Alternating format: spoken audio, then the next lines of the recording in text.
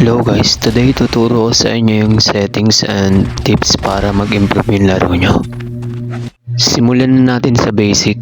Sa crouch settings guys, wala na akong binago dyan. Dito lang sa walk settings, ayun lang binago ko dyan. Nilagay ko sa top para makapag footstep ako. Tapos sa aim assist, wala na akong binago dito guys.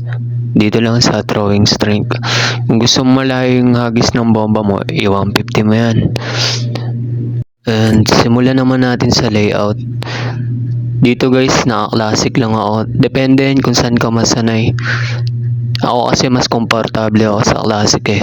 Kung saan ka mas komportable, ayun yung gamitin mo. Basta ako naka-classic ako. Depende yan sa inyo guys kung saan kayo masanay. Ayun guys, dito naman sa sensitivity, ayun yung sensitivity ko guys. Gayahin nyo na lang kung gusto nyo. Pero depende pa rin yan guys ha. Sinasabi ko kung saan kayo masanay. Screenshot nyo na lang guys kung gusto nyo gayahin. So ayun guys, dito naman tayo sa crosshair. Ito guys, isa rin to sa mga importante. And sa color, ayan, naka-green lang yung sa akin dito. Tapos ayan, dito sa crosshair, depende yan sa'yo kung gusto mong manipis yung tutok mo o yung makapal. And saan dito, ganyan lang yung nilagay ko.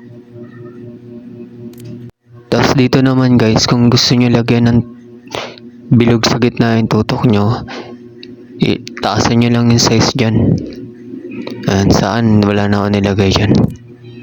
Tapos dito sa effect, ito talaga itong mga nagustuhan ko dito kasi bawat tinihit mo yung kalaban, nakikita mo kung nadadamagean mo ba o hindi. I-on nyo lang yung crossmark guys kung gusto nyong lagyan ng ganyan.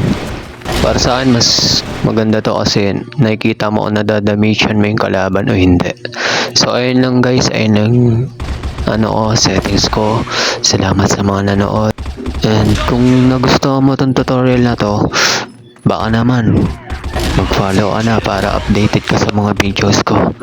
Salamat sa panonood.